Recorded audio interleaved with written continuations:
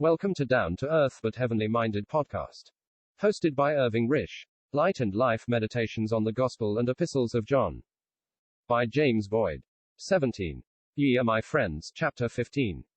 Jesus called his disciples friends, and he had well acted the part of a friend to them, for he had laid down his life for them. And not only that, but he had made known to them all that he had heard from his Father. In this way he had brought them into intimacy with himself and his Father. Now on their side they had the opportunity of showing that they were his friends by doing whatsoever he commanded them. In this way we can prove that we are friends of Jesus. We believe on him for our own salvation. This we do out of love to ourselves. But it is out of love to him that we do what he tells us to do.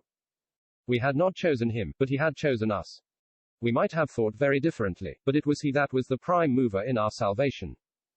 He chose us, and with an object in view, and that was that we might bear fruit to the Father's glory, and that our every prayer might be answered, if in his name. We are to be his friends, he has none other on earth. We are to love one another in a world that hates us, but which hated him before it hated us, therefore we need not be astonished. It loves its own, but we are not of it, no more than Christ is of it. He never was of it, his origin was heavenly. There was not one thought in the heart of the natural man in harmony with his. He loved righteousness, and they loved sin. He loved the Father, and they hated him. There was nothing in common between him and the world. And he had chosen his disciples out of the world, and he has chosen us. By being begotten of God, and by his quickening power, we are partakers of the divine life and nature. Therefore he can say, they are not of the world, even as I am not of the world. From the world his followers must receive the same kind of treatment that it meted out to him.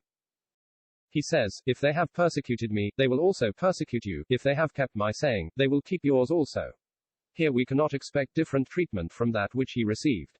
The servant is not greater than his Lord. The world persecuted him, and refused his word, and remained in ignorance of the Father that sent him. The light was hated, the darkness preferred, and so was the rule of the devil to the rule of the Son of God. Thus were they left naked in their sin, and by their unbelief in the face of the signs that he had wrought among them, they were convicted of being enemies of both the Father and the Son. And that without the slightest reason, rather had they every reason for believing on him and loving him. But the Comforter was coming to bear witness of him. His disciples were also to bear witness. They could speak of him, and of all that he said and did, from the close of the ministry of John until he was received up into heaven. But beyond that they could not go in their personal testimony, whatever they might know by divine revelation. But the Holy Spirit could give witness as that which took place after he, by means of the cloud, was received out of their sight. Thus was his life, his death, his resurrection and his glory, perfectly authenticated. And the Spirit was here making his presence manifest by signs and wonders and various acts of power, thus leaving the unbeliever inexcusable. Chapter 16:28-33. The disciples had believed that he came forth from God. He says, I came forth from the Father, and am come into the world, again I leave the world, and go to the Father. Until they had received the Spirit they were incapable of entering into the blessedness of the truth he was setting before them. These heavenly relationships are only known in the power of the Spirit. The creeds may contain these things in the letter, and orthodox unbelievers may talk about the Father, Son and Spirit, but it is nothing but parrotry. It has no power with them in their relations with God or with men. The words of Jesus were spirit and life, not things that belonged to the old fleshly order, everything of which lay in moral death. But the hour had now come that would manifest, not only the length to which the wickedness of man would go, but would also show the weakness even of those who really loved Jesus.